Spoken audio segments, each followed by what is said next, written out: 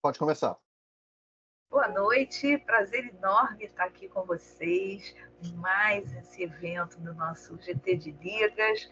E hoje, com certeza, vai ser mais um dia de grande aprendizado com o professor Isaías aqui trazendo. Já estou aprendendo uma opção de coisa com ele aqui, perguntando ele que me explique sobre a síndrome de Tangier. Já estou aprendendo muito. Então, meninos, aproveitem bastante. Hoje nós vamos falar sobre o teste de triagem neonatal. Estamos aqui com a presença do nosso presidente, Dr. Cláudio Roineff, nossa membro da diretoria, não sei exatamente o que a Ana Rosa é, mas é uma querida que está sempre aqui com a gente, sempre Secretária-geral. Oi? Secretária-geral. Secretária-geral. Eu não quis falar errado. Melhor a gente falar sempre que dizer uma coisa errada, né?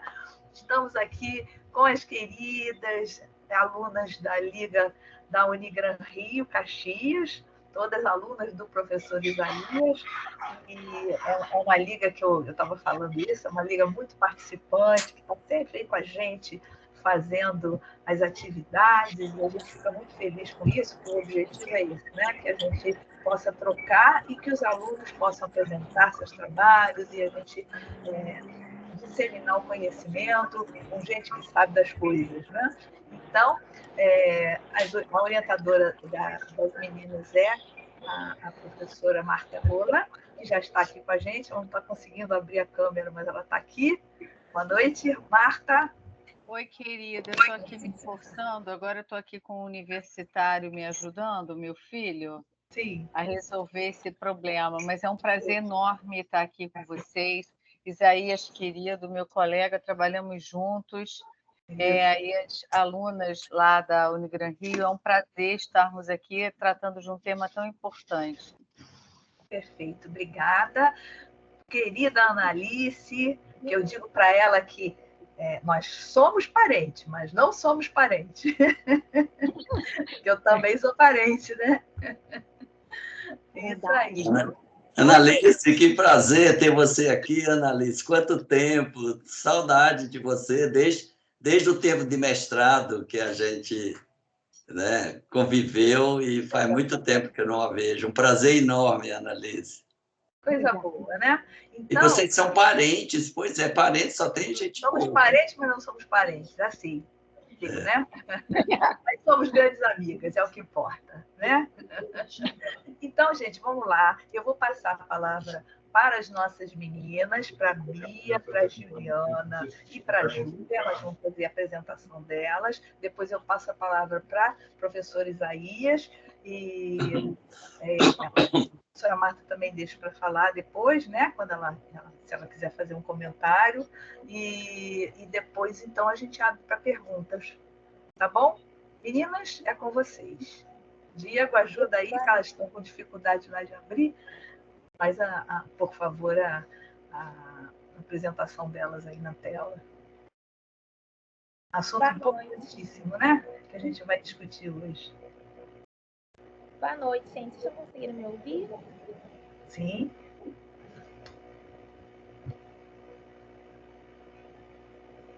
Quem vai começar? Não vi. Eu vou começar. Vou esperar ele projetar. Bom, gente, boa noite. Meu nome é Beatriz. Eu sou a atual presidente da LIAP. E hoje eu vou começar a nossa apresentação. A gente vai falar um pouquinho sobre as atualizações do teste do pezinho no SUS e a importância, de uma boa triagem neonatal para os nossos pequenos. Pode passar, Diego, por favor. Pode passar também. A gente vai começar falando, sobre o teste do pezinho. Por que fazer o teste do pezinho? Quando eu devo fazer o teste do pezinho, Eu acho que é uma dúvida que atende muitas mães de primeira viagem, quem não entende. O teste do pezinho, a gente faz ele para ele ter um diagnóstico precoce das doenças, com o objetivo de reduzir a mortalidade infantil. E geralmente a gente faz quando as crianças estão entre a faixa de 3º e 5º dia de vida. O recém-nascido que estiver em UTI neonatal, ele pode necessitar de uma repetição de um teste do pezinho. E como que é feito esse teste do pezinho? A gente coloca um pouquinho de sangue do recém-nascido em papel filtro e utiliza de exames de alta sensibilidade em busca das doenças que são cobertas pelo teste. Pode passar. Tá baixo, gente? Tá todo mundo? Tá um pouquinho baixo, sim. Eu vou tentar falar mais alto, então. As doenças que são cobertas pelo teste do pezinho, começamos pela fenilcetonúria, o hipotireoidismo congênito, a hemoglobinopatias e anemia falciforme, a fibrose cística e hiperplasia adrenal congênita e deficiência da biotinidase. Geralmente, são esses 6 exames que são cobertos pelo teste do pezinho, e a gente começou, né, pela Lei 14.154, a ampliação do teste do pezinho, que foram subdivididas 5 etapas, né, para a realização desse teste. Eu vou começar falando um pouquinho sobre o hipotireoidismo congênito, que ele é uma disnesia de glândula, que tem uma redução dos anticorpos hipotireoidianos. O quadro clínico de uma criança com essa característica, ele pode vir assintomático, ou geralmente pode vir com icterícia, choro, as fontanelas amplas, hipotonia. Essa triagem é feita pela dosagem de TSH, e se tiver elevado, a gente vai colher o T4 livre dela e o TSH entre a primeira e a segunda semana de vida dessa criança. Por que é importante a gente escolher entre essa faixa etária de prazo? Porque a gente precisa fazer uma reposição hormonal precoce, e ela precisa ser feita até o 14º dia de vida dessa criança. Se tiver limítrofe, a gente convoca um novo teste do pezinho. A próxima patologia que a gente vai falar é a fibrose cística. A fibrose cística ela é uma patologia autossômica recessiva. É um defeito transporte de cloro. E essa criança geralmente ela apresenta um quadro clínico de tosse, crise de sibilância, pode até apresentar um colapso renal retal. E geralmente o tratamento a gente faz com suporte nutricional, a gente faz terapia de reposição enzimática, pode ter sim uma fisioterapia que a gente precisa fazer. E outro teste que a gente pode fazer, se essa criança der alterado a tripsina, a gente faz o teste do suor, que ele pode ser repetido, e também faz a genotipagem. A outra doença também que é abordada no teste do pezinho é a hiperplasia adrenal congênita, que é uma doença também autossômica recessiva. Ela tem uma deficiência cognitiva responsável pelo cortisol, e a criança pode apresentar de forma clássica ou forma não clássica a perder um pouco de sal. A gente geralmente no diagnóstico a gente faz dosagem, e o tratamento a gente pega e faz uma oferta de sal de cozinha, reposição de corticoide, até para essa criança ter não apresentar uma forma tão grave da doença. A gente também vai falar um pouquinho da fenilcetonúria. A fenilcetonúria é um erro nato de metabolismo. Ela vai ter um dano neurológico grave se a criança apresentar essa patologia. E ela não é contraindicada absoluta alimentar. É relativo e pode sim ter um falso negativo nessa criança por ela ter ingerido leite nas últimas 48 horas. A gente também apresentou aqui um pouquinho da doença falciforme, né, e as outras hemoglobinopatias.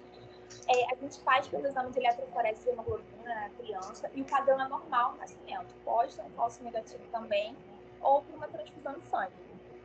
A deficiência de biotinidase, né, ela é também uma autossômica recessiva. Pode apresentar a criança um retardo motor, uma perda psicomotor, uma perda auditiva, uma alopecia. Então, elas não são doenças que a gente tem que ficar bem atento. E o exame a gente faz um ensaio qualitativo da atividade de biotinidase. Agora, com a ampliação do teste do pezinho, pode passar, Diego, por favor? Eu não consigo botar a câmera. Com a atualização do teste do pezinho, a gente teve, né, uma abrangência maior, né, de 5 etapas. A gente entrou, né, com uma toxoplasmose em pesquisa da dosagem de IgM na criança na etapa 1 e na atrofia muscular espinhal na etapa 5, que a Juliana vai falar um pouquinho mais pra gente mais à frente. Pode passar, Diego, por favor. Oi, gente. Eu vou falar um pouquinho sobre a AME, que é a atrofia muscular espinhal. A AME, ela é uma doença neurodegenerativa e rara. Ela interfere na capacidade do nosso corpo de produzir a proteína de sobrevivência do motoneurônio, a SMN, desculpa, levando à hipotonia e atrofia muscular. Ela é dividida em classificações de acordo com a clínica apresentada, relacionando os marcos motores do paciente e a idade do início dos sintomas. O tipo 1 é a forma infantil e é a mais grave. Nela, os sintomas de fraqueza muscular vão aparecer até os 6 meses de vida da criança. essa criança ela pode apresentar a hipotonia e pode até mesmo precisar de um suporte de ventilação até mesmo antes de 1 ano de idade. Geralmente, essas crianças não conseguem sustentar o pescoço e não chegam no marco de sentar sem o apoio. Elas também podem apresentar dificuldades para deglutir e apresentar tremor na língua. A tipo 2 é a forma intermediária, onde os sintomas vão aparecer entre os 6 meses de idade e os 18 meses. A tipo 3 é juvenil moderada, surgindo após os 18 meses. E o tipo 4 é a forma adulta, aparecendo quando se tem 21 anos ou mais. O Zolgensma é o tratamento atual para a AME. E em 2022, ele foi aceito pelo SUS. Então, crianças com AME tipo 1 que tenham até 6 meses de vida e que estejam fora da ventilação invasiva por mais de 16 horas por dia, conseguem ter esse medicamento pelo SUS. Pode passar, Diego, por favor? E aí, como a Bia tinha falado, essa ampliação do teste do pezinho, por que a gente está focando tanto na AME? 1 mês depois que esse teste ampliado chegou em Minas Gerais, uma criança de Divinópolis fez o teste e foi detectado que ela tem a doença AME tipo 1. E aí, o que aconteceu? Chegou para o Ministério da Saúde de Minas Gerais que essa criança tem essa doença. Eles conseguiram agilizar o atendimento e deslocamento para Belo Horizonte. E essa criança chegou em Belo Horizonte, conseguiu fazer o tratamento antes dos sintomas de AME. Então, essa criança fazendo esse tratamento antes, ela consegue melhorar muito a chance dela de ter um desenvolvimento típico e sem nenhuma sequela. É curada, e né? Aí a Júlia vai... Isso. A Júlia vai falar agora um pouquinho sobre a triagem neonatal. Pode prosseguir, por favor, Diego. Agora eu vou falar um pouquinho da triagem neonatal de uma forma mais ampla. Ela é um conjunto de testes que a gente pode realizar no momento do nascimento até os primeiros dias de vida da criança. E ela é muito importante, porque através dela a gente consegue identificar patologias significativas, ou seja, que impactam diretamente na vida do nosso paciente de uma forma precoce. E o quanto antes a gente diagnosticar, mais rápido a gente consegue tratar. Lembrando que a triagem neonatal ela é um direito de toda criança e todas devem passar por esses testes. Pode prosseguir, por favor. A gente escolheu falar dos principais testes aqui e eu vou começar pelo teste do coraçãozinho. O objetivo desse teste é triar a cardiopatia congênita crítica, ou seja, aquelas que precisam de intervenção até o primeiro ano de vida. Então, o ideal é a gente realizar entre 24 e 48 horas de vida antes da alta no alojamento conjunto, porque se eu não faço esse teste e essa criança vai para casa, a chance dela voltar para mim 1 semana depois descompensada é muito alta. Então, a gente mantém nesse tempo. Ou morrer em casa, né, também, né? Exatamente. Então, a gente vai pegar um oxímetro e vamos tirar a saturação do membro superior direito, o pré-ductal. E escolher um dos membros inferiores para tirar a saturação também. Se vai ser direito ou esquerdo, fica ao critério do médico. E a gente teve uma atualização da Sociedade Brasileira de Pediatria, em que ela estabelece os parâmetros do teste do coraçãozinho. Um teste dito normal é aquele em que a gente vai ter uma saturação igual ou maior que 95%, e a diferença de saturação entre os membros vai ser menor ou igual a 3. Então, se você fez o teste e deu algum desses valores, é um beijo e alta, a criança está ok, pode ir para casa. O teste alterado é aquele em que a saturação vai ser igual ou menor que 89%. Então, você fez e já deu esse valor, você já vai solicitar um eco. Já o teste dito duvidoso é aquele em que a saturação está entre 90% e 94% e, que pode ter ou não, uma diferença de saturação entre os membros maior ou igual a 4. Se vier com esses valores, você vai esperar 1 hora, vai fazer de novo o teste. Veio alterado de novo, vai esperar mais 1 hora. Se vier alterado 2 vezes, aí você vai solicitar o eco para investigar mais a fundo o que está acontecendo com ela. Em relação ao teste da orelhinha, a gente tem 2 tipos. O primeiro, que é o clássico, padrão, toda criança vai fazer, é o de emissões otoacústicas. A gente vai fazer uma avaliação condutiva. Então, a gente vai esperar, o paciente vai dormir vamos botar o aparelho na orelhinha da criança e avaliar ali como está em questão de condução. Ele também é feito na maternidade. Já crianças com fatores de riscos para doenças neurosensoriais, ou seja, aquele paciente que está internado na UTI neonatal, ou paciente com alguma infecção congênita, ou com história familiar positiva para surdez, a gente vai fazer o BERA. Ele é um teste mais ampliado. Ele avalia desde a parte condutiva até a parte coclear e neural.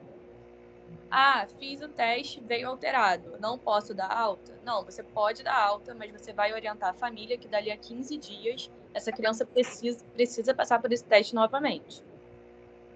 Sobre o teste do olhinho, a gente vai avaliar a presença do reflexo vermelho, se ele está simétrico ou não. O que esse reflexo vermelho ele indica para a gente? Indica que tem vascularização retiniana ali. Então, a gente vai pegar o oftalmoscópio, não pode ser lanterna de celular, tem que ser o oftalmoscópio, e a gente vai realizar o teste. O teste dito normal é aquele que tem a simetria do reflexo. Agora, o teste que aparece uma cor amarelada, um branco, um opaco, indica leucocoria, a gente vai encaminhar essa criança para o oftalmo. E vale ressaltar que o teste do olhinho a gente tem que fazer durante 3 anos de vida dessa criança. Então, até o terceiro ano de vida a gente está fazendo, porque tem doenças como o retinoblastoma que podem se manifestar só a partir do terceiro ano. Então, é uma avaliação contínua que a gente vai fazer 3 vezes ao ano durante 3 anos. Sobre o teste da linguinha, a gente vai avaliar o frênulo da língua. Existe um score de anátomo-funcional em relação ao frênulo da língua, e se a criança pontuar igual ou maior que 7 nesse score, a gente pode indicar ela para uma frenotomia para corrigir o frênulo. E agora a Juliana vai prosseguir com as considerações finais. Gente, então, a gente quer encerrar reafirmando a importância que é de fazer o teste do pezinho, de fazer a triagem do neonatal, e que isso é um direito de toda criança no Brasil. E a gente também quer agradecer muito a oportunidade de estar aqui, doutora Elizabeth, obrigada pelo convite. Agradecer o apoio também da nossa orientadora, doutora Marta, e do nosso professor Isaías. Foi muito especial para a gente estar aqui e poder falar de um assunto tão importante. Obrigada, meninas. Foi uma muito boa a apresentação de vocês. Antes de passar para o professor Isaías, eu queria passar para a professora Marta, só para ver o que ela tem a comentar aí. Não sei se ela já conseguiu abrir a tela. Olha, eu não consegui de jeito nenhum abrir a minha tela. Aí, me desculpa, gente, mas é minha filha que resolve. Meu filho já veio, meu marido, ninguém conseguiu resolver, e nem eu, muito menos, né, que sou limitada. Mas vocês me perdoem. É um prazer muito grande a gente estar aqui reunido e com futuras médicas tão interessadas em temas que são de extrema importância e relevância. As nossas crianças estão muito mal assistidas, pelo menos essa é a nossa impressão, que estamos na ponta, né, atendendo cada vez menos, cada vez mais se colhe menos anamnese e faz exame físico adequados. Então, realmente é de suma importância esse teste de triagem neonatal, todos eles, em especial, qual foi o tema principal, o teste do pezinho. Então, meninas, foi ótima a apresentação. Agora a gente vai ouvir o Isaías, né, querido? Obrigada, Marta. Estou aqui com grandes nomes da nossa pediatria, a doutora Berlardo aqui nos honrando a presença. Bem-vindo. Muito bom, estou feliz. A sala está enchendo e agora vamos aqui sugar o professor Isaías, que ele sempre ensina muito para a gente. Deixa eu compartilhar aqui minha...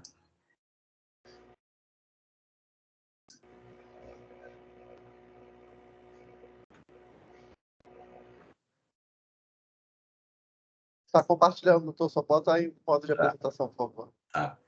Pessoal, boa noite. Eu queria inicialmente dizer da minha grande satisfação de participar de um evento como esse.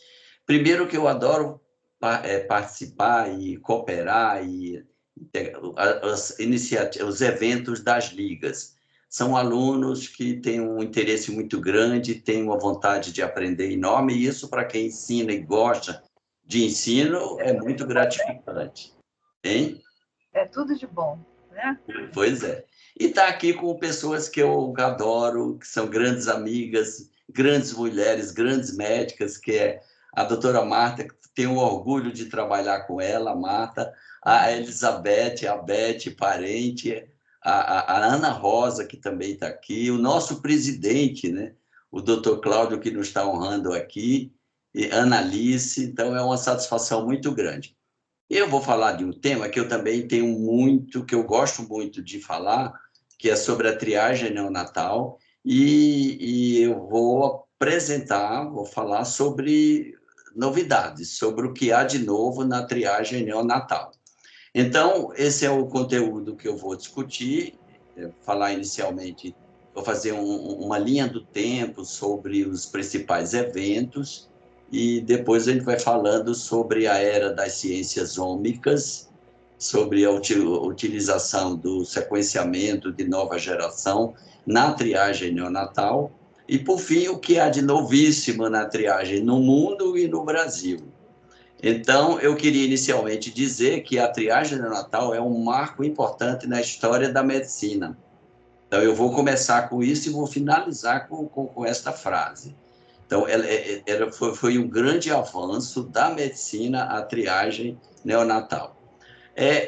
Eu queria parabenizar também as alunas pela apresentação muito boa, mas assim, eu gosto de usar o termo correto.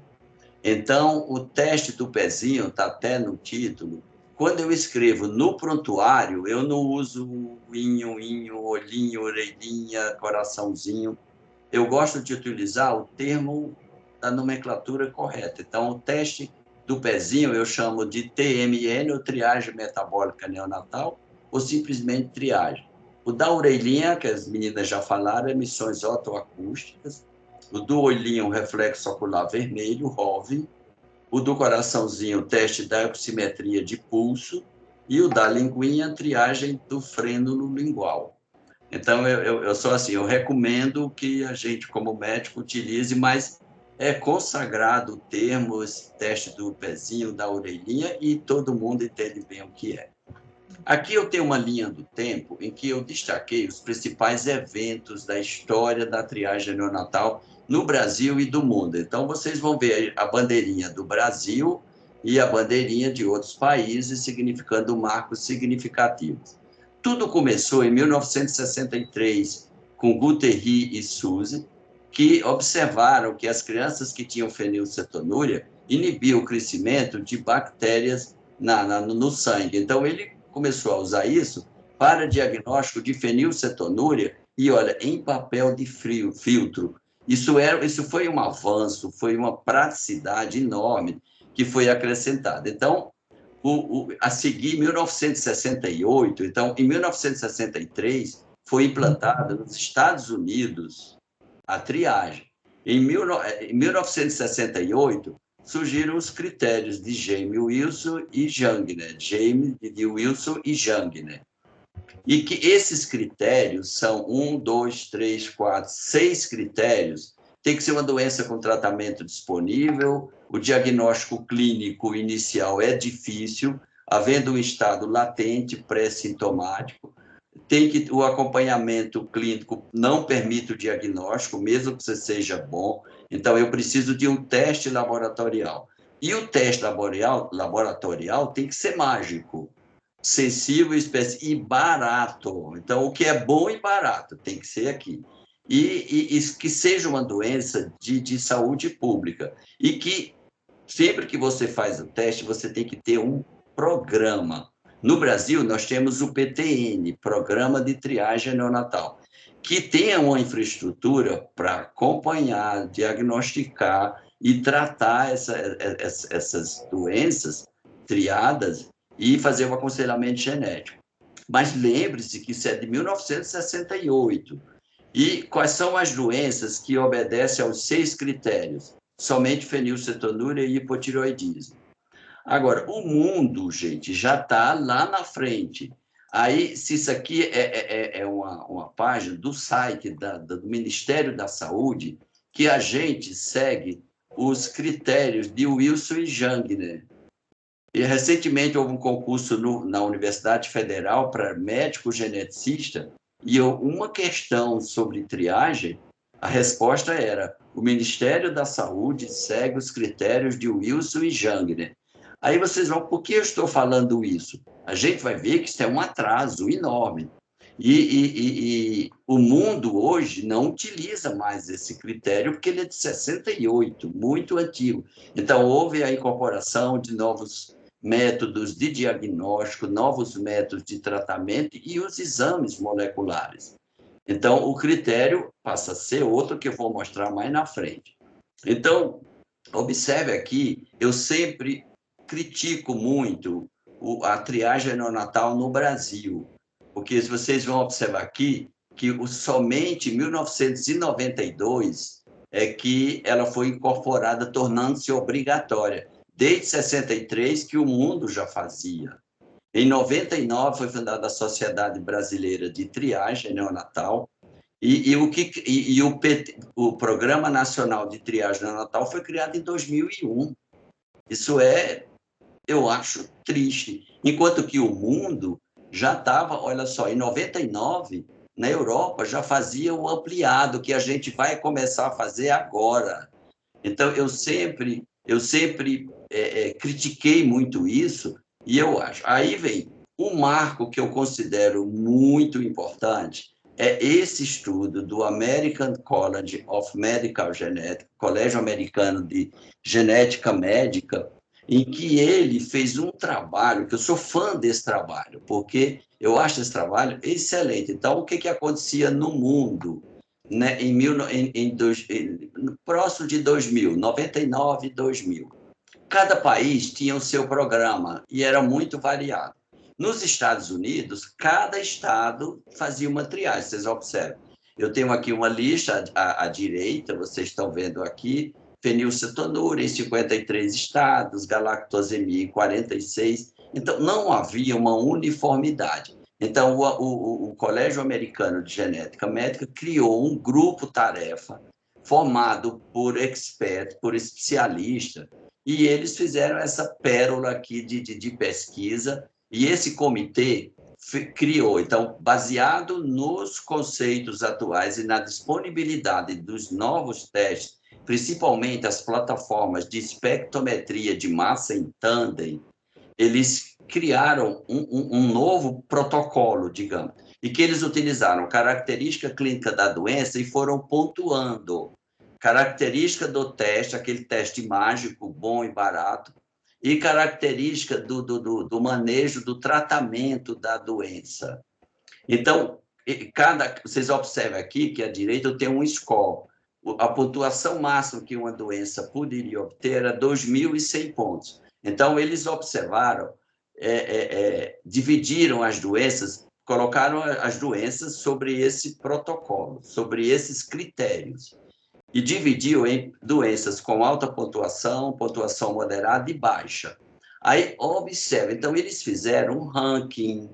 Então, se, por exemplo, o Cláudio fosse ministro da Saúde e a Beth chegasse e pedisse para incluir uma determinada doença no programa de triagem neonatal, qual é o critério que a Beth deveria usar? Não o de Wilson e Jangner, né? Ela deveria usar este critério. Observe aqui o ranking. Quem foi primeiro lugar seria a doença mais elegível para entrar no programa de triagem. A MICAD, que é a deficiência, é um defeito de beta-oxidação, que eu vou falar mais na frente, ele foi em primeiro lugar. Segundo, hipotireoidismo e fenilcetonúria, que a gente já sabia. Quarto, hiperbilirrubinemia, seguido de deficiência de biotinidase, anemia falciforme, hiperplasia adrenal congênita, e vem várias acidemias, incluindo uma que eu acho importantíssimo, a missúria, ou doença do xarope do gordo. Então, eles dividiram em 3 grupos. No primeiro grupo, de alta pontuação, que foi... Então, a maior pontuação foi 1.799. 20 doenças. E no grupo de média, 29, e no grupo de baixa, 25. Então, o americano não perde dinheiro, não gasta dinheiro à toa, eles são muito preocupados com isso. Então, o que eles selecionaram? 54 doenças. Isso em 2006, eu quero que vocês gravem bem. Em 2006, o americano criou um ranking das doenças que seriam elegíveis para entrar no programa de triagem. Viu como é que é? Hein? Não. Pode falar, eu estou ouvindo. Acho que alguém estava com o microfone aberto aí. Eu acho, Beth, porque eu não vejo vocês, eu estou falando aqui, mas estou imaginando vocês. Se alguém quiser fazer alguma pergunta, eu estou à disposição. Eu acho que aqui não é conferência magna, a gente pode discutir. Então, vocês entenderam bem? Eu tenho um score, uma lista de doenças, um ranking. Aí, desde 2006, os Estados Unidos faz 54 e não tem prejuízo. Aí eu queria dar uma palavrinha para entender melhor o que é um programa, o que é um erro inato do metabolismo. Então, é um grupo de cerca de 600 doenças. Gente, gravem bem, mais de 600. E que eu tenho uma substância A, que é convertida na substância B. Agora, imagine que por uma enzima, se essa enzima tem uma mutação, toda enzima é uma proteína que é codificada por um gene. Se eu tenho uma mutação no gene, a enzima não funciona, a substância B não é produzida. Se o organismo precisar dela, eu vou ter sintomas da falta de B. E se A vai se acumular porque ela não é metabolizada. Se A for um veneno, eu vou ter efeitos tóxicos. O A ainda pode entrar numa rota, o organismo tenta se livrar de A porque ele é tóxico. Ele entra numa rota metabólica alternativa que vai produzir o produto C, ou D, ou E, e esses produtos podem ou não serem tóxicos. Aí, os erros inatos, eles são divididos em 3 grupos, grupo 1, 2 e 3. Então, o grupo 1 é defeito de síntese ou catabolismo de moléculas, são as doenças lisossomais e perilisossomais, são as doenças de depósito lisossômico, como mucopolissacaridose, doença de Fabry, leucodistrofias. O grupo 2, que é o defeito do metabolismo intermediário, que vai produzir uma intoxicação aguda. São o grupo 2 que se manifesta no período neonatal. Eu tenho aminoacidopatias, acidúrias orgânicas, ciclo da ureia e intolerância aos carboidratos. O grupo 3 é na produção de energia. Aí eu vou ter glicogenose, hiperlactinemias, doenças mitocondriais e defeitos de beta-oxidação de ácidos graxos. Aqui o exemplo da fenilcetonúria é bem típico. A fenilalanina é o produto A, que ele é convertido pela fenilalanina hidroxilase em tirosina. Se eu tenho a fenilalanina não funciona, eu vou ter acúmulo de tirosina, que é altamente tóxico para o cérebro. E eu vou faltar tirosina. Tirosina é importante para fazer melanina. Então, as crianças que têm fenilcetonúria, eles são loirinhos, mesmo com os pais mais morenos. E a tirosina é importante para a produção de mediadores químicos cerebrais. Então, a criança vai ter deficiência intelectual. Então, a genética permite que você tenha uma compreensão perfeita da doença.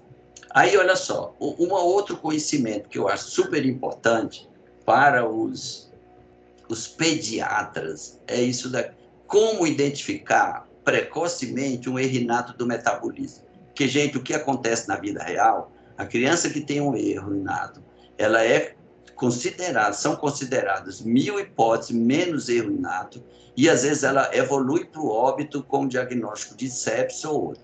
Então, o quadro típico das doenças, dos erros inatos, que se manifestam no período neonatal, que é o grupo 2, o recém-nascido nasce lindo, a família perfeita, está feliz, geralmente é um bebê a termo, lindo, todo mundo abre champanhe e comemora.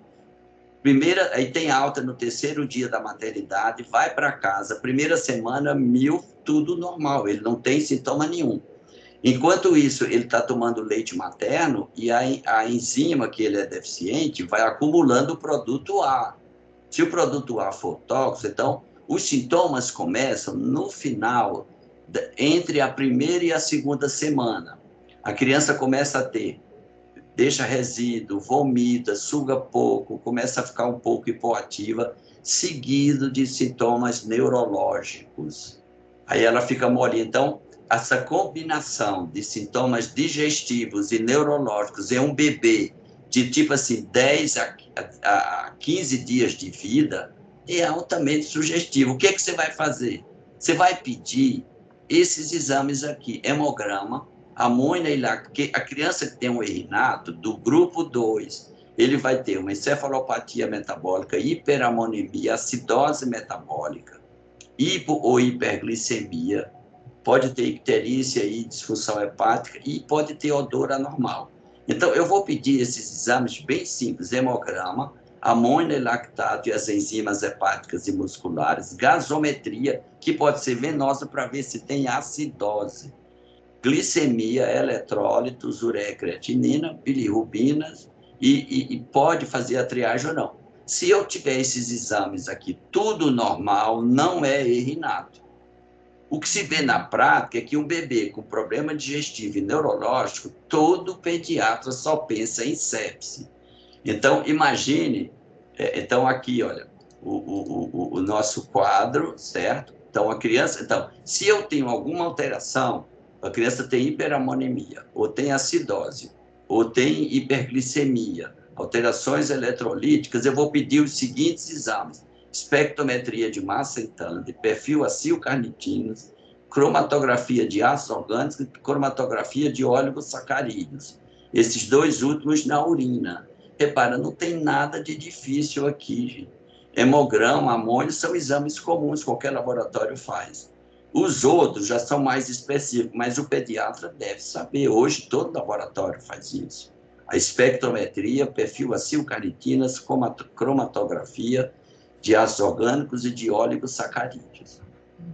Então, aí, olha só, esse bebê foi para casa, nasceu a termo, tudo perfeito. Com 12 dias de vida, começaram esses sintomas. Aí ele vai, então todo mundo, bebê ictérico, sintomas digestivos prévios, seguidos de neurológico. Então, o que a gente chama a atenção do pediatra é pense em sepsis, porque sepsis você tem que tratar. Até faça antibiótico, mas pense também em erros inatos se eu tiver uma criança com esse quadro. A época, por exemplo, às vezes o pessoal me chama para ver um recém-nascido no primeiro dia de vida que teve uma convulsão. Não é erinato, porque não deu tempo ao efeito tóxico daquele metabólico, que é o produto A, produzir o efeito. Estão entendendo? Então, isso aqui, os erros inatos devem ser sempre considerados em todo recém-nascido, geralmente entre a primeira e a segunda semana de vida. Então, aqui, voltando ao trabalho dos Estados Unidos, eles criaram um comitê para ficar avaliando. É bom, eu vou gastar muito dinheiro, eu devo fazer um teste só com 5 doenças. Então, esse comitê, eles criou esse comitê, que é o HRSA, ele avalia, e aí eles fizeram pequenas modificações, mas eles continuam com 34 e 26. Aí a avaliação do programa.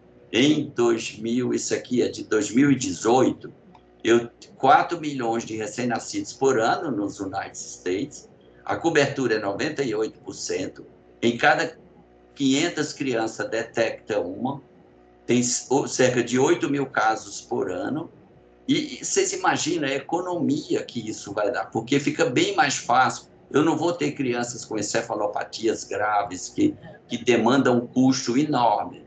Então, o programa, por que uma doença? Então, assim, a questão é, no Brasil, gente, então, o Brasil é o primeiro, fenilcetonúria, hipotiroidismo, que está lá naquele início. Mas fibrose cística, ela é a 33.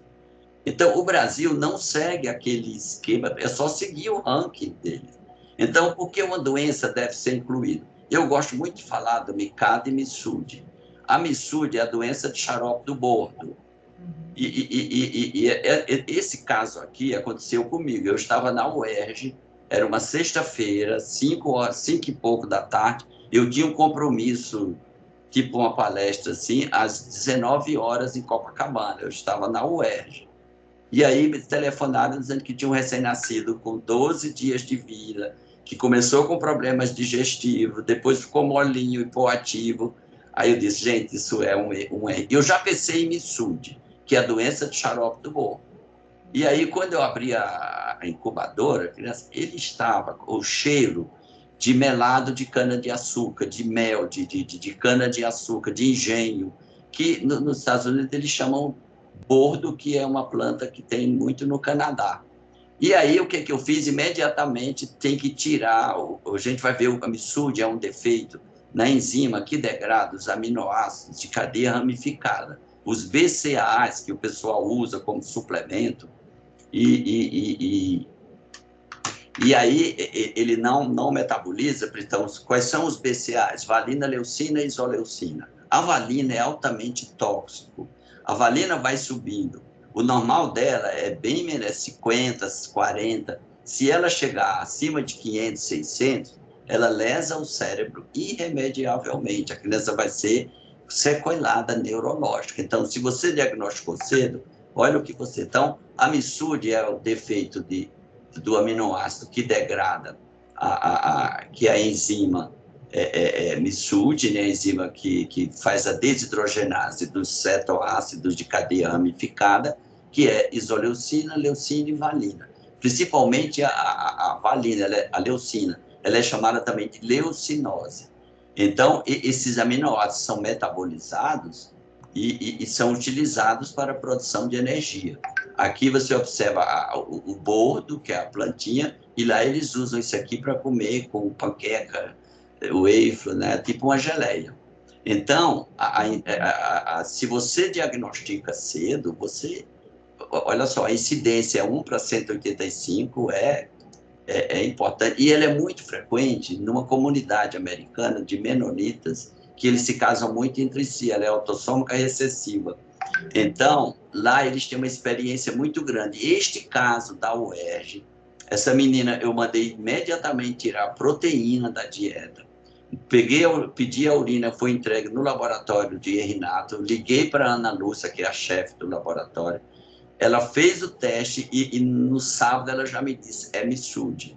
Aí eu já manter sem dieta zero, e a gente conseguiu, aí lá na Pensilvânia, tem o Dr. Kevin, a gente conseguiu dosar leucina, valina e isoleucina, já estava em mais de 500. Mas ela melhorou, depois fez transplante hepático e ela está muito bem. Se eu não tivesse ido na sexta, tivesse ido na segunda, elas poderiam ou ter evoluído para o óbito ou ter uma encefalopatia grave com sequelas, e se aquelas crianças que o pessoal chama encefalopatia crônica não progressiva.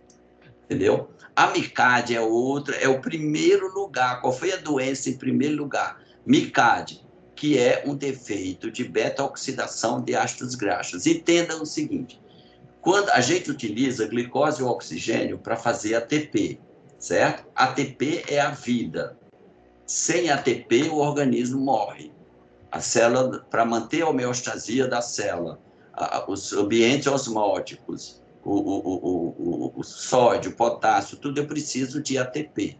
Quando não tem o ATP, o método mais eficiente é glicose e oxigênio, que é o primeiro ciclo de Krebs. Se falta glicose, por exemplo, quando você está em jejum, os ácidos graxos entram na mitocôndria e são convertidos para fazer ATP, são utilizados para fazer ATP. Como é que a MICAD evolui? A criança é linda, perfeita. Toda vez que ela tem uma virose, ela faz hipoglicemia e crise convulsiva. Chega na emergência, está com febre, o diagnóstico é convulsão febril benigna. Então, eu acho que é uma doença, todo bebê lactente que chegou na emergência com uma crise convulsiva, com febre, você vai pensar em meningite, infecção do sistema nervoso central, mas tem que pensar em... Porque, olha só, qual é o tratamento da MICAD? Gente, é muito simples. O tratamento é só dar açúcar com água.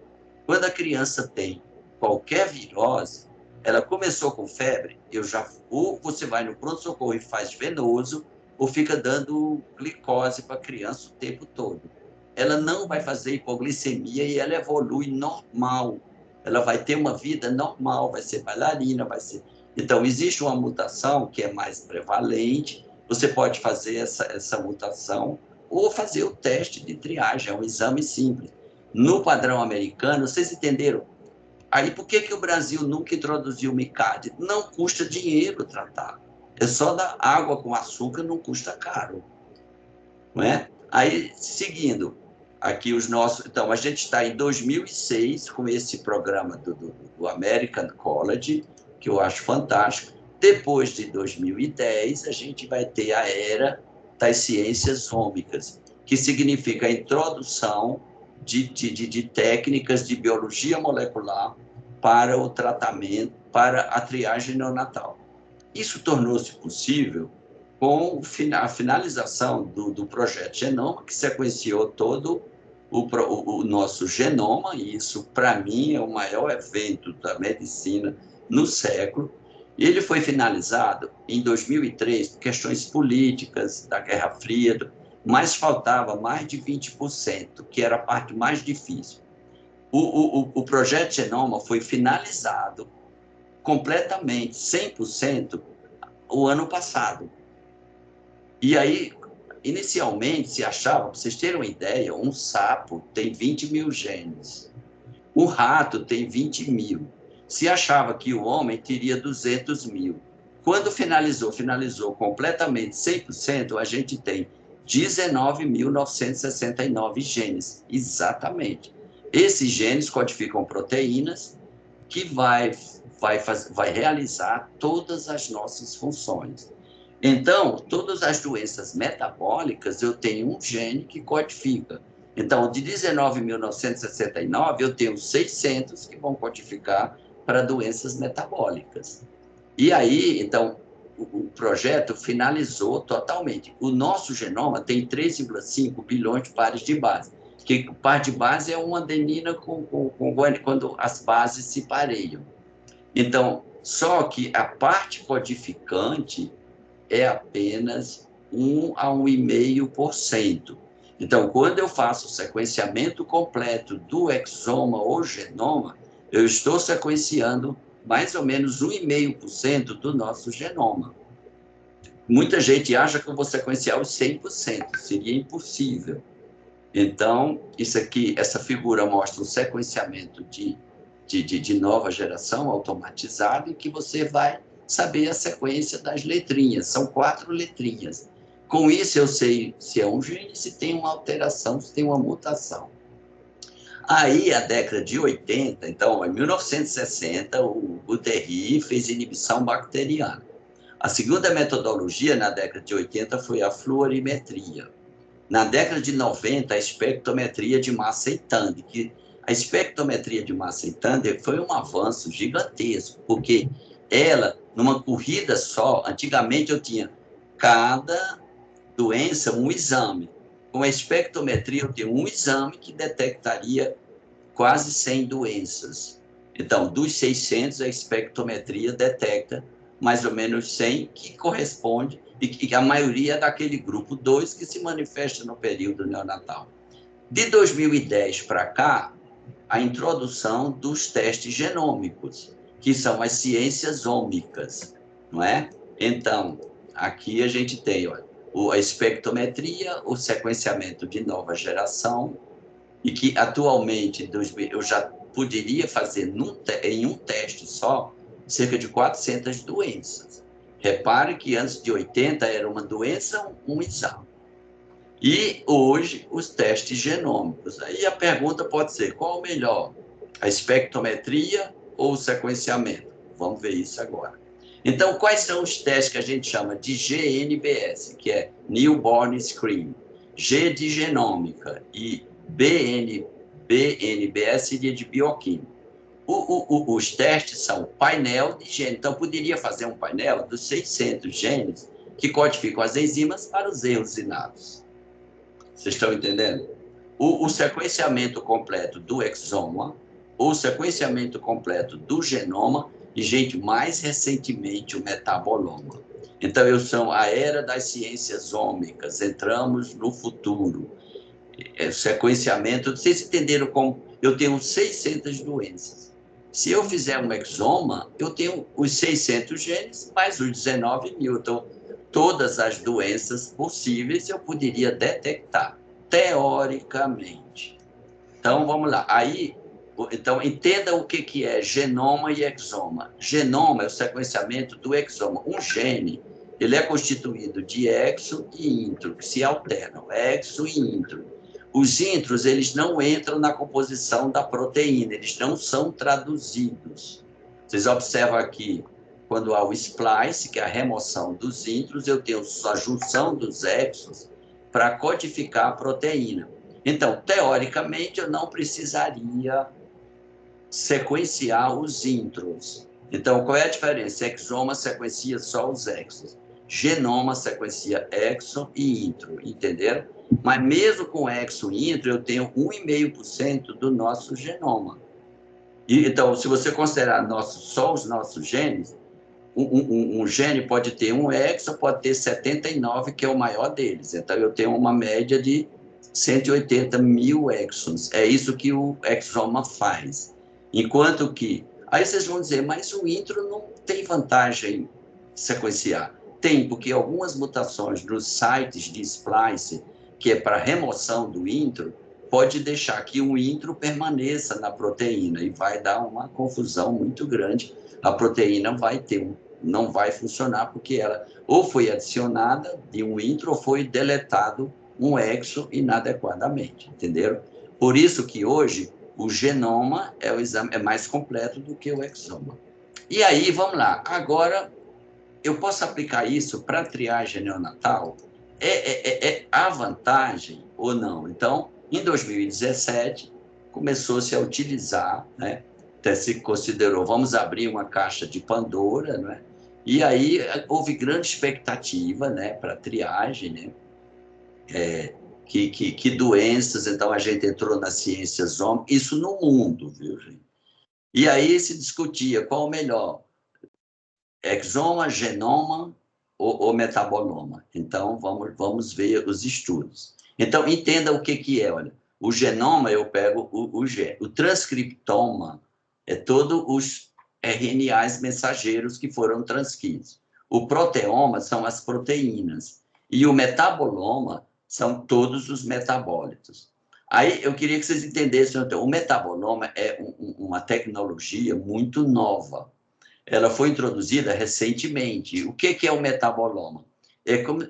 No genoma, eu tenho como se fosse uma visão estática, eu tenho os genes. Mas no metaboloma, eu tenho os metabólitos. Se eu tenho um metabólito, por exemplo, D, eu sei que o A existiu, o B existiu e o C existiu. Então, os genes que fazem as proteínas que fazem, estariam normais, entenderam? O metaboloma, para mim, ele é muito útil numa criança que está gravemente enferma. Então, eu comparo assim, o genoma é como se fosse uma foto e o metaboloma um vídeo, em que eu vejo como é que está a festa lá naquela criança, como é que está a dinâmica dos metabólitos. Só que o metaboloma está ainda em fase de configuração, digamos assim. Então, eu utilizo espectrometria, que eu pego pequenos metabólitos, cada vez menores, e que eu vou ter uma ideia do que está acontecendo em termos de metabólitos. Eu não acho o metaboloma muito útil para triagem, mas sim para uma criança que está gravemente enfermo e que eu teria mais informações para o tratamento. Então, o metaboloma, então aqui, olha, como eu já falei, não é? Outra coisa que o metaboloma está disponibilizando são novos marcadores. E com essa tecnologia eu posso identificar certos marcadores para diagnosticar algumas doenças. Então, esse estudo aqui de 2015, não é? Analisa o uso do metaboloma para diagnóstico de erinato. E aí, assim, qual o sequenciamento? Então, o exoma, genoma sozinho poderia dar conta? Seria perfeito? Seria ótimo? Ou qual o melhor? Então, vamos lá. o que é? Em 2016, esse estudo avaliou o genoma para a triagem neonatal. E aí, gente, eu vou direto para qual foi a conclusão desse estudo. O sequenciamento sozinho não é adequado. Sozinho, algumas doenças, o exoma pode não detectar, porque, por exemplo, às vezes o exoma não detecta pequenas deleções de até 3 exons em um gene. Então, a criança teria uma deleção, não apareceria no exoma, mas a enzima não funcionaria e ele teria uma doença. Então, eu teria que usar o meio bioquímico para diagnosticar. Aí, vamos lá, esse outro estudo aqui na Califórnia, de 2020, o papel do exoma, que ele usou o exoma na triagem neonatal. Então, ele avaliou 4,5 milhões de crianças na Califórnia. E aí, olha só, o exoma, o genoma, o exoma inteiro, 88% de sensibilidade e especificidade 98%. Eles compararam com a espectrometria. Repara, quem foi melhor? A espectrometria. 99% de sensibilidade e especificidade de 99,8%. Um pouco acima do exoma. Então, a conclusão, novamente, o exoma sozinho não é suficiente ou sensível ou específico para a triagem neonatal. Por que isso? Por exemplo, o hipotireoidismo ele é multifatorial. Eu não tenho um gene que diz que vai dar o diagnóstico. Enquanto que, por exemplo, a deficiência de creatina, doença de Wilson, leucodistrofia, eu não tenho um marcador bioquímico. Então, qual é a melhor receita? Vamos juntar os dois. Então, eu tenho umas doenças que aparecem só no exoma, outras que só aparecem no teste bioquímico. E aí se criou a combinação de testes moleculares, que eles chamam GNBS, com BNBS, que seriam os bioquímicos. Então, a incorporação os dois juntos aumentou a sensibilidade e a especificidade. Tudo isso, então, alguém quer falar? Eu posso fazer uma pergunta? Pode. Então, esse conjunto de idiomas, né, é que define a medicina de precisão, não é isso? Isso. E aí, eu só queria entender isso direitinho, depois eu vou fazer uma pergunta específica sobre isso. Tá ótimo. Estou à sua disposição, Beto. Tá bom. Então, aqui, olha só, hoje, o que está se falando? É uma nova era. Então, eu tenho a combinação de espectrometria com testes moleculares. E que eles chamaram isso de teste da nova era. Então, esse seria o teste mais top que existe. Então, eu tenho a triagem com métodos genômicos e bioquímicos. Então, algumas doenças que o genômico não detecta, o bioquímico detecta. Então, a combinação, olha, esse teste aqui detecta 417 doenças. Vocês vão ver, são mais ou menos 600, mas tem doenças do erinato que só se manifestam mais na frente, na criança ou no adolescente. Então, e o que há de novíssimo? Gente, no mundo, o que há de novíssimo é a combinação de técnicas moleculares e bioquímicas com ferramentas da internet, com inteligência artificial. Então, no mundo, atualmente está em curso uma série de projetos mundiais da triagem neonatal, que eu vou mostrar aqui. Então, vocês observem. Nos Estados Unidos, eu tenho 1, 2, 3, 4, 5. O que são esses projetos? Eles sequenciam 1 milhão de bebês quando nascem. Faz o exoma ou genoma.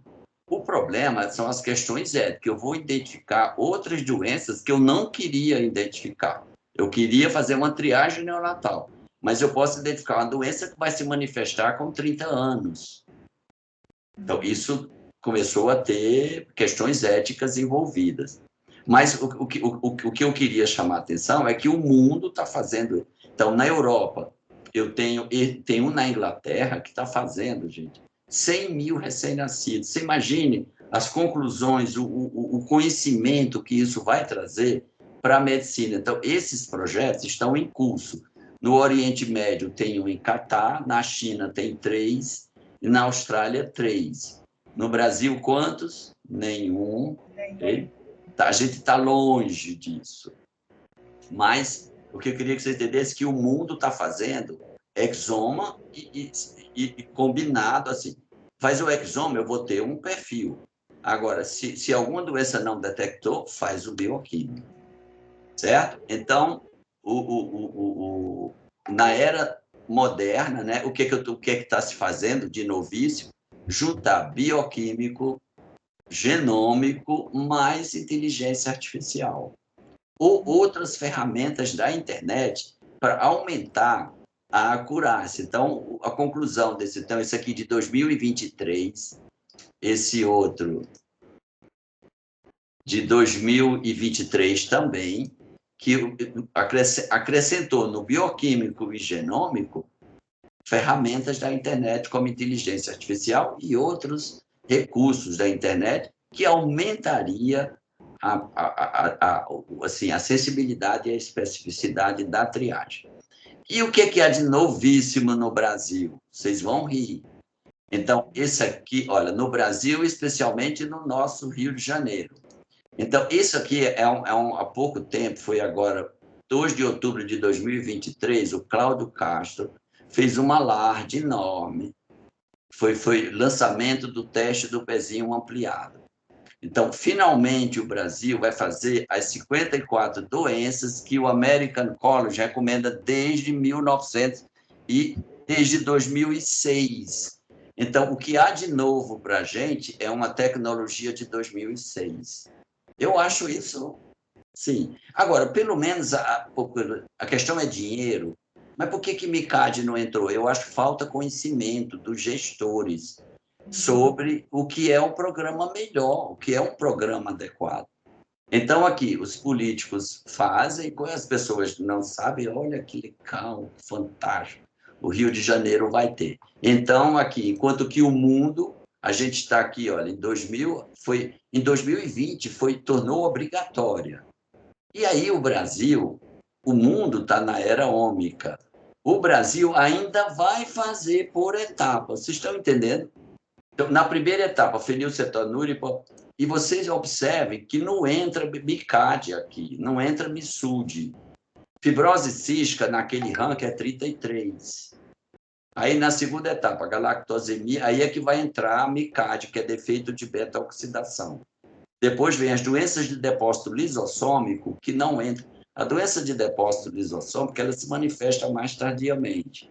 As imunodeficiências e a AME, que as meninas aqui falaram muito bem sobre a AME, que eu acho também muito, muito interessante. Então, o nosso ampliado vai ter 53 doenças, que parece muito com as 54 de 2006 do American College, e que entram aquelas doenças, principalmente as da alta pontuação, estão incluídas aqui, finalmente. Mas eu acho que falta assessoria no Ministério da Saúde. Então, como é que está a triagem ampliada? Está indo lentamente, entendeu? No Brasil, eu nem sei como é que se está. Aqui no Rio de Janeiro, se já estão fazendo a segunda etapa, entendeu? Mas que eu sabia, estava na primeira ainda.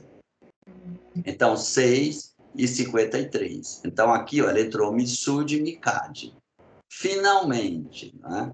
E você observa que MICAD, que é primeiro lugar, está na segunda etapa. Então, gente, um MICAD que você diagnostique muda totalmente, que a criança vai ser normal. Se não tratar, se você não sabe, fica achando que é convulsão febril, pesquisando, vai para o neuropediatra e faz 1000 exames, essa criança vai, cada convulsão que ela tem, cada hipoglicemia, lesa o cérebro. E ela vai evoluindo com atraso motor, atraso de linguagem, até deficiência intelectual, e lá na frente vai receber um diagnóstico de encefalopatia crônica não progressiva, quando ela poderia estar normal. Certo? Então, gente, concluindo, eu não sei, eu estou muito atrasado, Beth? Não, vamos lá. É sempre um prazer. Então, olha, desde 2006, as recomendações para triagem neonatal ampliada. Os testes genômicos, os GNB isolados, não substituem a triagem bioquímica padrão, clássica. A combinação dos dois parece ser o ideal. O teste da nova era é promissor e combina genômico com bioquímico. O metaboloma é uma tecnologia nova e promissora que está em fase de configuração.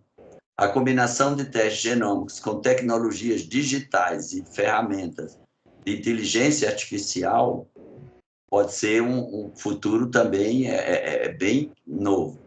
E somente em 2023 a triagem neonatal está sendo implantada. Isso é para chorar, né, gente? Com certeza.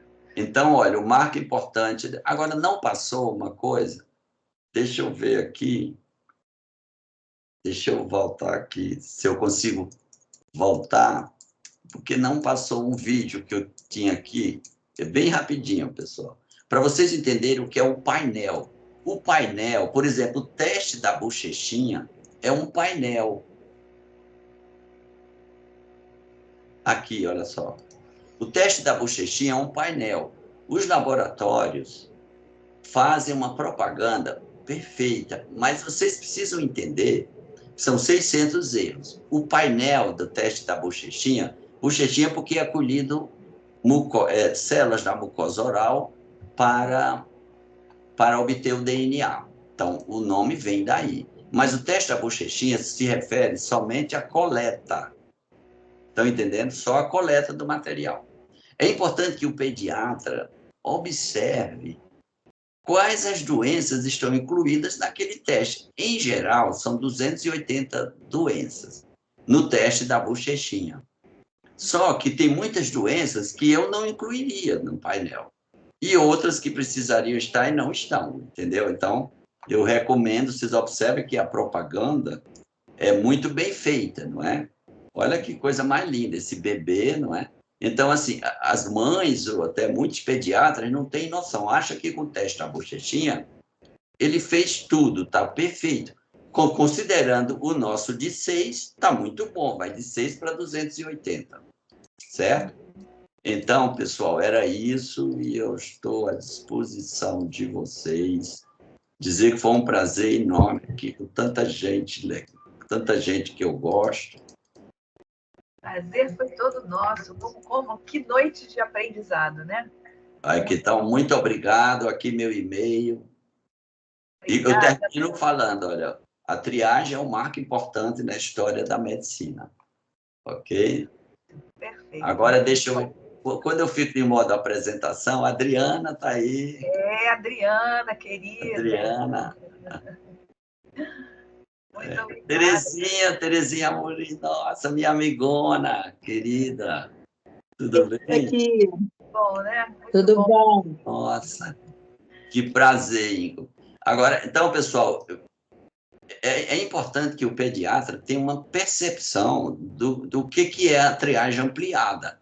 Que todo mundo, o político, faz propaganda, todo mundo acha que está perfeito. Não, eu não acho. Entendeu? A gente era para estar fazendo isso, eu nunca entendia. Então, eu dei muita palestra em congresso e eu sempre criticava o Programa Nacional. Eu digo, está faltando assessoria, está faltando orientação para os gestores. Quem tem o dinheiro, quem decide sobre o dinheiro, teria que fazer, sei lá, uma nova programação. Aí, em 2023, a gente está implantando em etapas o de 2006 do mundo, né? Porque logo que o americano publicou isso, a Europa começou a fazer 53. Isso em 2007, 2008. Cada país foi adotando essa metodologia com a disponibilidade da espectrometria, ok? Eu estou à disposição. Então, aí muito bom, né? Sempre ótimo aprender com você. A gente fica muito feliz de ver que os alunos estão aqui, estão buscando. Chega uma hora que o pessoal começa a sair, né? Porque demora, mas assim, é muito importante a gente falar disso. A gente está vivendo um momento, assim, por isso que eu perguntei lá a questão, né? A gente está falando desse conjunto de ações na medicina, é a medicina de precisão. Aí eu quero fazer uma pergunta para você. Pessoal, se quiser perguntar, levanta a mão, ou se quiser escrever no chat, vamos aproveitar o professor Isaías aqui.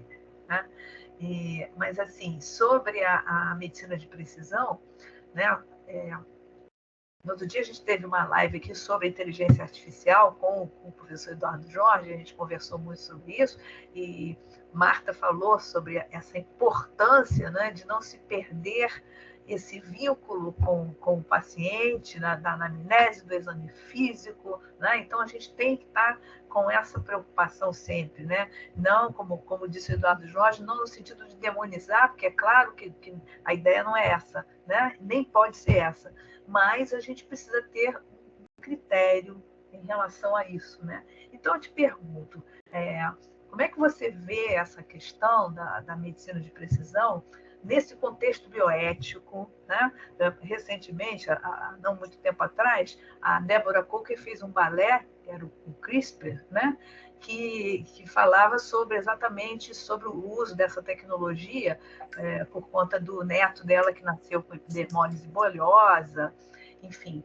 E, assim, sabendo que a gente tem tanta dificuldade, né, com esse lidar, né, com a questão da ética, da bioética, né, do respeito ao próximo, como é que está isso? Como é que você vê isso? Assim, esse uso da inteligência artificial e da medicina de precisão, né, nesse contexto da proteção do ser humano. Isso é que eu queria que você falasse um pouco sobre essa questão. Bem complexo, bem difícil.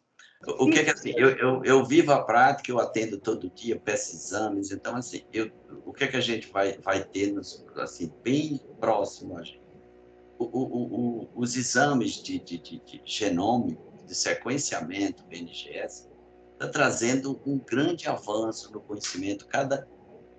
Diariamente, as novas doenças estão sendo incorporadas, estão sendo conhecidas, algumas que a gente achava que era isso, está vendo que não é, que é outro. Então, tá, um avanço muito grande está sendo feito, por exemplo, no câncer, diagnóstico e terapia, fazendo a medicina de precisão.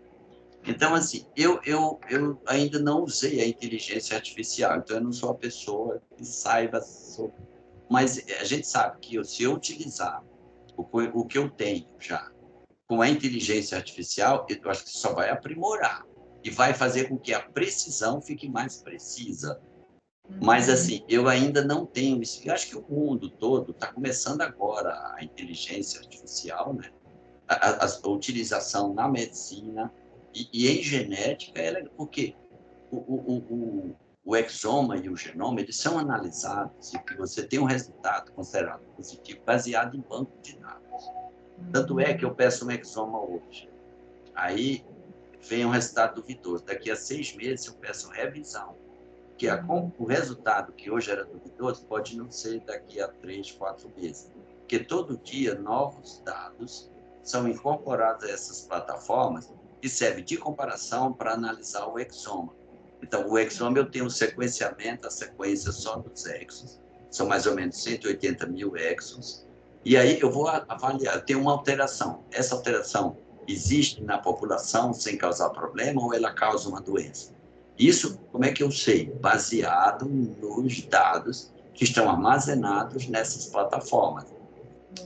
Então, eu só acho que vai ser extremamente promissor e quem viver verá, não é? Eu queria ver daqui a 20 anos, eu acho que a gente vai ter um avanço muito grande. As leis de proteção as leis de proteção, isso está caminhando bem, na tua opinião? Pois é. Aí, olha só, esses projetos que eu falei, que tem Estados Unidos, Europa, Austrália e na China, esses projetos, eles sequenciam todo o exoma ou genoma de cada bebê que nasce. Então, eu vou ter ali todo, digamos, mutações, variantes que poderiam trazer implicações para a vida futura em termos de prognóstico. Ele pode, por exemplo, a doença de Huntington se manifesta lá então, várias doenças neurológicas podem se manifestar depois dos 30. Você saber antecipadamente disso É complexo. Importantíssimo, né? Então, a discussão ética sobre esses programas, por esses projetos, é pesado. Uhum. E aí, o que eles fazem? Ele obtém um termo de consentimento, né? Então, só participa do estudo quem combinar. E aí, o seguinte, o que eles prometem? Confidencialidade dos dados. O resultado, digamos, eu fiz para triagem, eu só vou ver o da triagem. Os outros, tá lá armazenado. Mas Isso é importante, né? não fala para o paciente. Então, o pai diz, eu não quero saber se meu filho vai ter uma doença aos 32 anos, entendeu? Ou se ele vai ter um gene de suscetibilidade. Hoje em dia está se estudando muito as doenças multifatoriais de genes de suscetibilidade ou de reações a drogas. Então, eu acho que alguns dados são interessantes. Por exemplo, eu sabia que determinada medicação não vai ser bom para mim, eu vou ter uma reação grave. Então, mesmo assim, esses dados só são fornecidos se eles quiserem. Sim. Agora, eu não sei se esses outros de doenças... Eu sei que a ética tem sido rigoroso e muito comentado, eu não sei criticado, mas eu não sei bem, Beth, como seria assim, esse protocolo de ética em relação a esse programa. Sei que eles estão acontecendo no mundo. Sim. Todo bebê é sequenciado, todo o exoma, alguns fez o genoma, não é nem o exoma, faz o genoma completo mesmo, e eu não sei, assim, a parte ética, assim, geralmente nesses artigos, ele só fala que é obtido o termo, o consentimento está de acordo com o protocolo do conceito. Isso é uma angústia que a gente tem, né? Porque às vezes o ser humano usa, né, contra o próprio ser humano, né? Então, isso aí é só uma provocação mesmo para a gente falar um pouco disso, né? E em relação ao acesso, porque isso ainda é uma coisa muito cara, né? Então, como é que você vê isso? Você acha que isso vai caminhar para um acesso realmente a nível de serviço público? Como é que você vê isso também? Olha só, Beth, é isso aí. Em 2010, um sequenciamento do exoma custava perto de 50 mil. Uhum. Aí foi caindo, a curva é vertical, cai totalmente. Hoje é o quê? 5 mil, 10 mil?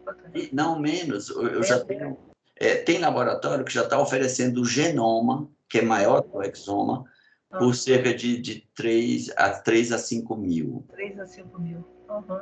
Então, assim, está barateando muito, porque eles estão automatizando mais a leitura e cada vez mais se a interpretação também, até há pouco. Eu me lembro quando começou no Brasil, eu fui a São Paulo, havia muita discussão de como, então, para uma pessoa, então, tinha os geneticistas que eram encarregados, e uma variante, eles tinham que checar o fenótipo do paciente para ver se havia uma correlação genótipo-fenótipo.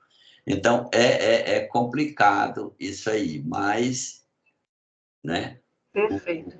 Tem aqui uma pergunta no chat que eu quero fazer. A Pamela pergunta assim, uma curiosidade que talvez possa ser tema para outra aula. Aí já estamos chamando você aqui de novo. Há alguma sequência de genoma associada ao TEA, transtorno do espectro do autismo? Como? Há alguma sequência de genoma associado ao transtorno do espectro do autismo? O TEA? Certo. Beth, há uma semana eu dei uma aula sobre investigação genética do autismo, que é o transtorno do espectro autista. O autismo, então, as doenças elas podem ser 3 grupos. Eu digo que todo aluno devia aprender isso, todo dia antes dele entrar na faculdade, alguém devia cobrar para ele dizer. Então, são doenças cromossômicas, gênicas e multifatoriais. Cromossômica, eu tenho uma alteração no número, na estrutura, eu vejo pelo cariótipo. Na gênica, eu tenho uma mutação no gene, por exemplo, fibrose cística, fenilcetonúria.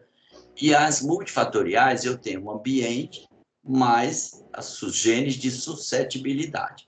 Seria o diabetes, hipertensão, doenças cardiovasculares, lúpus, doenças autoimunes, todas são multifatoriais. Pois bem, o TEA é o quê? O TEA pode ser cromossômico, gênico e multifatorial. Cerca de 70% do TEA é multifatorial. é ambiente mais os genes. E 30% é 100% genético. Então, 100% genético. Seria uma alteração, ele já nasce com esta alteração. Então, as crianças que vão para mim, hoje em dia eu estou atendendo um absurdo. Eu estou atendendo, assim, eu brinco assim, se eu atendo 10 crianças, 11 são autistas. Porque no final eu também fiquei autista. Olha, a Pamela já está dizendo aqui, querendo também essa aula. Observando muito os pediatras, assim, é uma coisa absurda. E aí eu tenho, eles vão para mim, para consulta na genética, ou para outra, para dizer se é genético ou multifatorial. Sim. No multifatorial, eu não preciso fazer até exoma. No genético, eu posso precisar começar com... Hoje, interessante que a sequência é cariótipo, CGH, para detectar microdeleções ou microduplicações, painéis, ou exoma ou genoma. Sabe o que está se fazendo hoje em dia? O primeiro exame já é exoma. Que a maioria do TEA, eu tenho uma mutação em então já se identificaram, temos 19 mil genes, cerca de 1.200 ligados ao autismo. Então, Pamela, assim, existe mutações, variantes que eu associo ao TEA. Eu tenho muitos casos de crianças que vêm para mim, eu investigo e achei um genótipo, achei uma variante no gene ou uma alteração cromossômica. Então, e aí, agora vamos lá. O TEA multifatorial, eu tenho eu tenho genética mais ambiente. Pode ser 50, 50, 30, 40, 30, 70, sim. 70, 30, estão entendendo? Eu tenho a parte genética da doença multifatorial, a gente chama de herdabilidade. Enquanto que a cromossômica e gênica é hereditariedade. Entenderam a diferença de hereditário e herdabilidade? O componente genético da doença multifatorial, você vê muito, uma família tem lúpus, a incidência de lúpus é maior naquela família, porque tem um componente genético. Então, a herdabilidade, ela é categorizada, ela é quantificada de 0 a 1. 0, quando ela não tem, assim, ela é igual da população. Por exemplo, eu tenho um irmão que tem TEA. Qual é o risco de eu ter TEA? Mesmo que seja multifatorial. Se a herdabilidade do autismo for 0, o risco que eu tenho é igual de uma família que não tem ninguém. Entretanto, a herdabilidade do TEA, Beth, pode chegar até 89%. Então, o autismo, ele mesmo, o ambiental, tem um forte componente genético.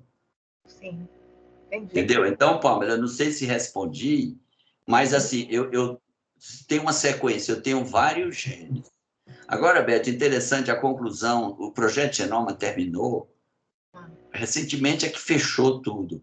Qual foi a conclusão? Não existe raça. Somos todos humanos. Todos da raça humana. Não há, então assim, veja só, uma pessoa lá da Noruega, loirinho do olho azul, pode ter mais genes semelhantes com o da africano do que com o vizinho dele. Não é fantástico? Eu li sobre isso, muito interessante, né? A nossa um monte de então, assim, eu nem sei se aqueles trabalhos de epidemiologia, raça branca, negra, não sei se isso vai valer mais, entendeu? Olha, a Pamela... Outra conclusão, nós somos muito semelhantes, por exemplo, a nossa semelhança com com arroz é 11%. Eu tenho 11% dos genes que tem o arroz, nós temos. A nossa semelhante com cenoura, 13%. Aí vai. Com o rato, a nossa semelhança é quase 98%. Nós temos quase que... A diferença entre homens são 300 genes. Gente, isso é fantástico. Então, assim, talvez aquela história do sapo e do príncipe, que é a princesa beija, joga o DNA dela e virou um príncipe. Porque nós temos muita semelhança com o porco, com o sapo. A gente tem... Com o chimpanzé, é 99,9%. Uhum. Ou 99%. Então, é uma semelhança muito grande que o projeto Genoma concluiu, né? Que a gente tem semelhança até com vegetais. Imagina com outros animais. Mas eu não sei se é a pergunta da Pâmela, mas é isso, Pâmela. Então, Ela mais colocou ou aqui menos. mais alguma coisa. Doutor Então, Isaías, para entender melhor qual a chance de um filho menino ou menina nascer teia genética, se o pai tiver teia e a mãe não. Aí, acho que você já falou sobre isso, né? Então é o seguinte, eu tenho que calcular, primeiro eu tenho que saber se esse TEA é genético ou cromossômico ou genético, ou se ele é multifatorial. Se for gênico, se for recessivo é 25%, se for dominante, um dos pais tenha 50%, se os dois pais tenham 75%, então eu tenho que fazer primeiro o diagnóstico. E se for multifatorial, o risco geral do multifatorial é 3 a 5. O risco geral, mas a herdabilidade no TEA é grande. Ela é uma das mais altas. Então, por exemplo, o lúpus, ele tem uma herdabilidade aí de 60%, entendeu? Enquanto que o TEA pode chegar a quase 90%. Do componente genético como sendo importante. Então, a gente põe há necessidade, toda criança com TEA tem uma avaliação por um geneticista. Mais detalhada, né? Isso. Perfeito. Olha, vamos ter que trazer você de novo para falar disso aqui, porque aqui, ó. Será um prazer. Beth, a gente vai estar presente nesse evento do pessoal da Otorrino e Genética, né? E aproveito para falar isso. Vai ser junho, né? Junho, Isso. não é isso? Depois a gente vai divulgar. Mas, assim, são vários casos do professor Isaías ligados ao Otorrino, com o GT de Otorrino, e vai ser, os alunos da Liga também vão participar, vai ser um show que vocês não podem perder, né? Com certeza. Olha, vontade de ficar aqui falando muito, mas vamos ter que trazer você de novo aqui para falar com a gente. Tá? Em breve a gente te solicita outra vez, pode ser? Ou será um grande prazer. O Diego está aí, né, Diego? Sim. Ô, Diego, eu fundei uma liga. Oi, doutor. Ô, Diego, eu fundei uma liga de genética, que é genética pediátrica, lá na Unigran Rio. E eu queria fazer eventos iguais a esse com a minha liga de genética. E a gente podia... Viu? Aí... Vamos fazer em parceria, vai ser ótimo. Pois é, mas aí, sendo de genética, eu vou comunicar para a Sopeg para ela entrar no seu grupo, ok? Sim, ótimo. Para a gente fazer eventos juntos com Liga de Pediatria e Genética. Ótimo, excelente. Vou adorar isso. Adorei a ideia também. Adorei a ideia, Isaías. Quem está falando? É Marta. Eu Marta, sei. Marta, tem uma liga de Itaquira, quer dizer, já está criada, já oficializou tudo, já fez todos os trâmites burocráticos e estou lá, liga, vamos, eu quero que você também participe, viu? Claro, Marta é minha colega, né? Que eu sou apaixonado por ela sabe disso, né? Eu também. É fantástica. Hein? Meninas apresentadoras querem fazer perguntas? Cadê as meninas? Cadê as meninas? Júlia, Juliana e Bia.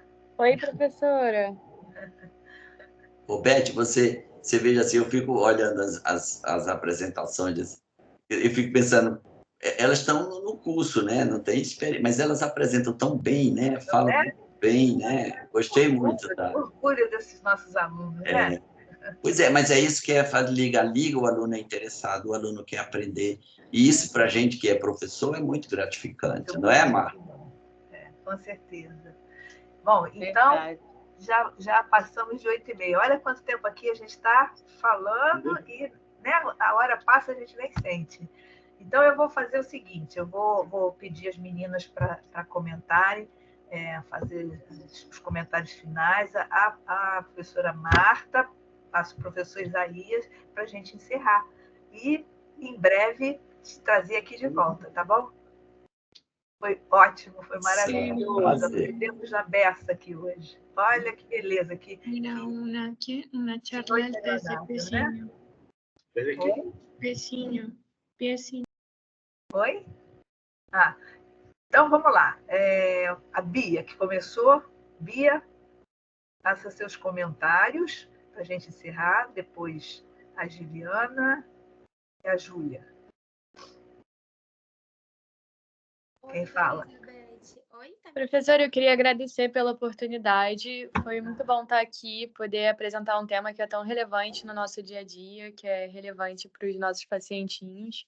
Aprenderam muito, não foi, com o professor Isaías Sim, aqui? com certeza. A palestra do Dr. Isaías foi incrível. Ele já foi meu professor em prática médica, então eu não esperava menos que isso. Sabia que ele ia dar uma excelente apresentação. E muito obrigada pela oportunidade, mais uma vez. Obrigado, Júlia. Olha, vamos fazer Júlia, vamos fazer uma união da Liga de Genética com a de Pediatria, viu? Com Eu certeza. também sou pediatra, né? Você sabe disso, né? Sim, sim. Não, vamos fazer uma parceria, com certeza. Vamos fazer programas juntos, fazer eventos juntos, ok? Sim, sim. Excelente. Ótimo. Ó, Ótimo. a nota dela foi 10, quando passou na genética. A Beth também vim agradecer o convite, né? Vim agradecer em nome da LIAP. A gente fica muito feliz e honrado em poder estar aqui, poder falar um pouquinho de um tema tão importante. A gente, né, já conseguiu a senhora uma vez vendo a palestra para a gente. A gente espera que todo mundo tenha a oportunidade também de estar com a gente lá e comentar uns temas tão importantes. E é isso, a gente espera mais convites, que a gente adorou. Bom, e muito certeza. obrigada. Muito bom. Conte sempre conosco, né? E faltou Juliana. Cadê Juliana? A Juliana, ela ainda está com um problema da luz e... Da luz. Sim. Acabou E ela teve que sair da reunião. Ah, tá bom. Então, Tá bom. professora Marta, obrigada, meninas. Vocês arrasaram. Professora Marta. Foi um prazer, foi sem palavras que expressem o prazer desse encontro. Foi extremamente engrandecedor. É sempre muito bom estar junto com você, Beth, com as novas médicas e médicos, né? Então, como o Isaías disse, tão interessados. Isso dá um gás para a gente que passa por momentos tão difíceis, né, no exercício da nossa profissão.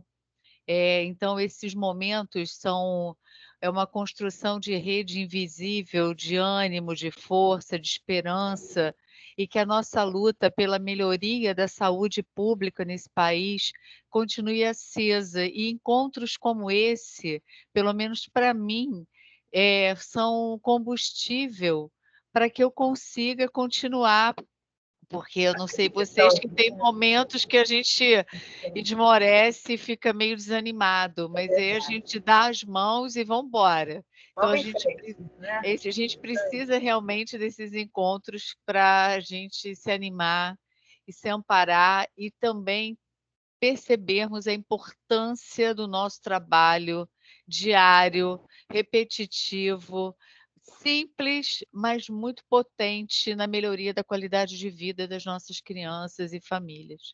Obrigada, Beth, Isaías, um beijão. Meninas, estou muito orgulhosa. Beijo.